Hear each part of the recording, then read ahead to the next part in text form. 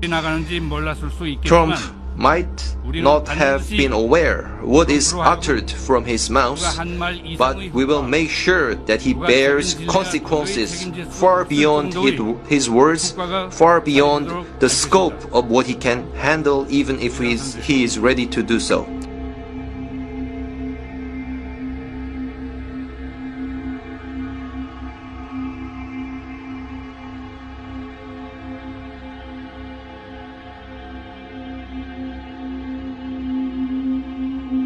Yeah, this amid more saber rattling from the U.S. We're just seeing this in the last half hour. U.S. Air Force B-1 bombers out of Guam, as well as fighter jets out of Okinawa, Japan, flying over international waters. But what is significant, to the east of North Korea, that is to the north of the DMZ. It's the furthest they've flown north in many years. And also, I think kind of significant, it's in the same area where North Korea launched that missile test last week. So a lot of tension on both sides of the DMZ right now. Back to you, Jillian.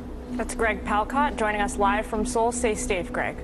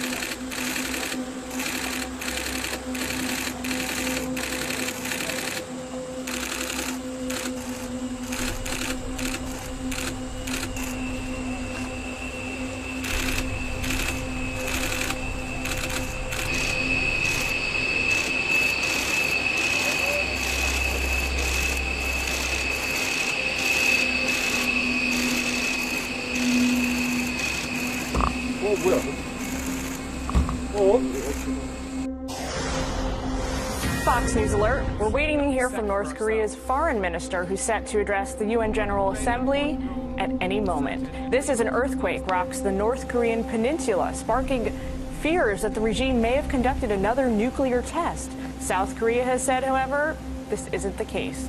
Reporter Greg Palcott is live, joining us from Seoul, South Korea, with the latest on this. Good afternoon, Greg. What can you tell us is going on there? Hi, Jillian. Yeah, first, we are watching for what could be a very fiery speech coming from the North Korean foreign minister. He could be speaking in the next hour or so at the UN General Assembly. Remember, this comes after President Trump's speech there, in which he promised to totally destroy North Korea if it threatened the U.S. and its allies. And then after Kim Jong-un, the leader of North Korea, calling President Trump mentally deranged. Also after, as you recall, a North Korean Foreign Minister Ri saying that North Korea could detonate an H-bomb over the Pacific Ocean.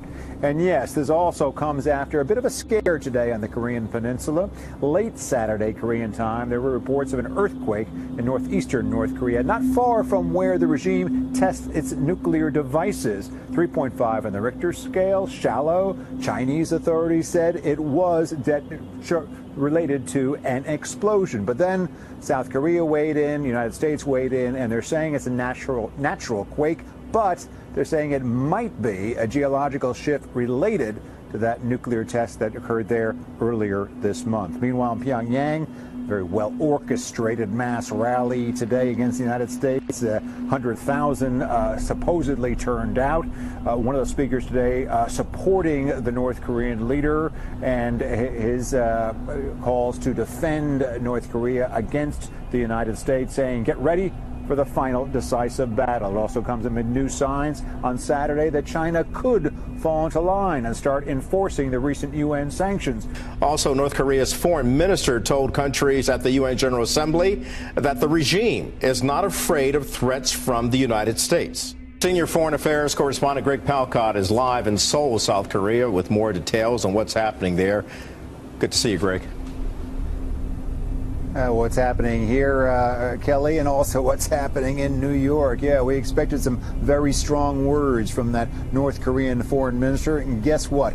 We got it. Speaking before the august body of the UN General Assembly, there was a direct rebuke to President Trump and his calling Kim Jong-un a rocket man.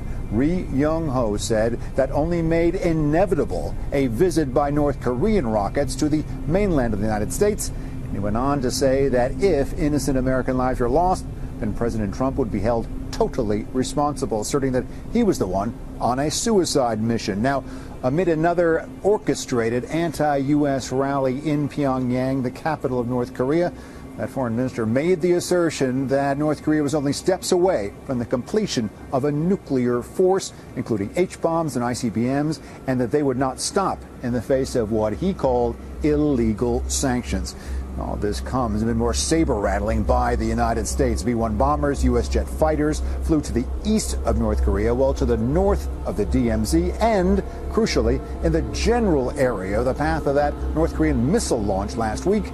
The U.S. military spokesman saying that this shows the resolve of the United States, and it shows that it has many military options. Finally, yes, there was a bit of a nuke scare on the Korean peninsula today. Late Saturday, Korean time, there were reports of an earthquake in northeastern North Korea, not far from where the regime has its nuclear test site. Now, the initial report coming from China was that, in fact, it was triggered by an explosion. But South Korean officials and then U.S. officials weighed in, and they said it was naturally based, but it could be tied to geological shifts in the mountains there from that nuclear test by North Korea early this month. One final note back to that North Korean foreign minister address, the words, only upping the ante in the global spat between North Korea and the United States. Kelly, it is now back to President Trump.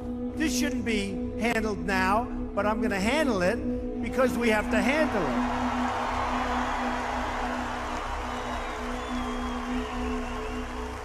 it. Little rocket man, we're going to do it because we really have no choice.